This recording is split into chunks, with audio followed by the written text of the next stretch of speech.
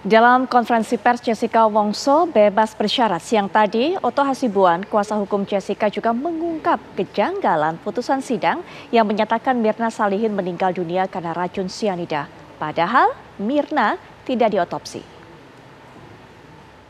Saya juga masih melihat ada beberapa hal yang seharusnya harus diluruskan. Karena ada beberapa di persidangan itu yang saya lihat itu tidak dilaksanakan dan bahkan diabaikan. Yang sampai sekarang terus terang saja banyak nanti kita soal IPK kita bisa bicara ya. Tapi hanya saya menjelaskan aja. Saya sampai sekarang bagi saya mungkin Jessica beda. Bagi saya seorang lawyer sebagai seorang dosen ya, seorang lawyer sebagai seorang dosen sebagai seorang ketua umum Pradi, seorang yang mendalami hukum. Saya terus terang aja tidak puas dengan putusan itu. Karena apa? Karena bagi saya tidak ada kemungkinan dan tidak mungkin seorang hakim bisa menyatakan seseorang itu mati karena racun.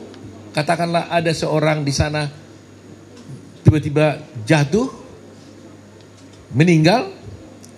Kemudian hakim mengatakan, oh itu meninggalnya karena sianida.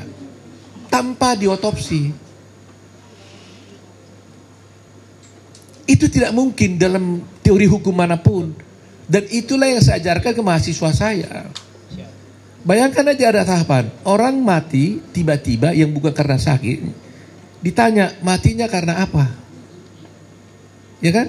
Karena racun. Terus kalau racunnya apa? Masih banyak tahapannya. Tidak mungkin itu bisa terjadi, disimpulkan seorang hakim di republik ini maupun di dunia ini tanpa otopsi. Dalam kasus ini, Mirna dinyatakan mati karena minum racun dan jenisnya adalah sianida, padahal dia tidak diotopsi. Apa Anda pernah lihat di republik kita ini ada orang mati yang masuk kasus pembunuhan yang tidak masuk perkara pengadilan yang tidak diotopsi? Kasus Sambo semua diotopsi. Vina diotopsi. Tahunnya sama dengan kasus Vina 2016 bersamaan dengan kasusnya Jessica. Cuma kasus dia tenggelam karena Jessica punya itu langsung di live pada waktu itu. Tapi itu juga diotopsi loh tahun 2016. Kenapa Mirna tidak diotopsi?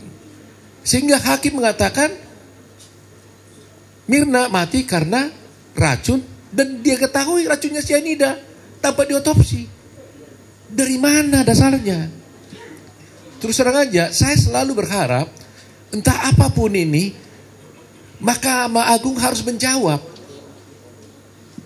Apakah seorang hakim bisa menyatakan sebab matinya seseorang yang mati karena tiba-tiba bukan karena sakit dan mati katanya karena racun tanpa otopsi? Kalau harus Mahkamah Agung mengatakan itu bisa, saya takluk tunduk. Walaupun tidak ada dalam kamus hukum saya. Itu yang harus dijawab oleh Mahkamah Agung dulu, di luar yang lain-lain. Kenapa Mahkamah Agung dan semua hakim mulai dari pengadilan mengabaikan ini? Argumentasi hukum saya mengenai otopsi ini gak pernah dijawab, tidak pernah dipertimbangkan. Jadi coba bayangkan, bisa gak Anda terima ada orang mati tiba-tiba jatuh bukan karena sakit, lantas hakim bilang, oh itu matinya karena sianida tanpa diotopsi. Itulah yang terjadi dalam kasus ini. Jadi ada ketidakpuasan saya secara akademik sebagai seorang lawyer tentang putusan ini. Sementara semua ahli yang kita ajukan, baik di Indonesia, baik yang dari luar negeri, Australia dan sebagainya, termasuk Singapura, saya tanya semua itu, mereka mengatakan impossible. Seorang mati karena racun itu hanya bisa diketahui kalau diotopsi. Dan kalau itu tidak diotopsi, maka tidak ada kasus, no case.